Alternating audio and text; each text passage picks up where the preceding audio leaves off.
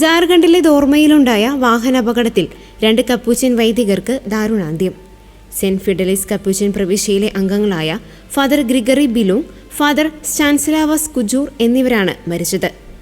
2026 ഫെബ്രുവരി 15 ഞായറാഴ്ച വൈകുന്നേരം 4:20 അപകടം ഉണ്ടായത്. ദോർമയ്ക്ക് സമീപം ഇവർ സഞ്ചരിച്ചിരുന്ന വാഹനം അപകടത്തിൽപ്പെടുകയായിരുന്നു. Saint Fidelis Capuchin provincial secretary Sumit Dungdung ആണ് മരണവാർത്ത ഔദ്യോഗികമായി അറിയിച്ചത്. വൈദികരുടെ അപ്രതീക്ഷിത വിയോഗം കപ്പൂച്ചിൻ സഭയെയും വിശ്വാസികളെയും ആകെ ദുഃഖത്തിലാഴ്ത്തി. പ്രൊവിൻഷ്യൽ മിനിസ്റ്റർ ഹെർമൻ മിഞ്ച് കപ്പൂച്ചിൻ പ്രവിശ്യയിലെ അംഗങ്ങൾക്കും മരിച്ച വൈദികരുടെ കുടുംബാംഗങ്ങൾക്കും അനുശോചനം രേഖപ്പെടുത്തി.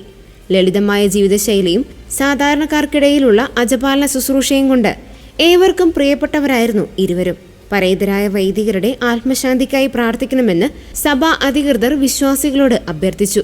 സംസ്കാര ചടങ്ങുകൾ സംബന്ധിച്ച വിവരങ്ങൾ പിന്നീട് അറിയിക്കുമെന്ന് സഭാ നേതൃത്വം വ്യക്തമാക്കി.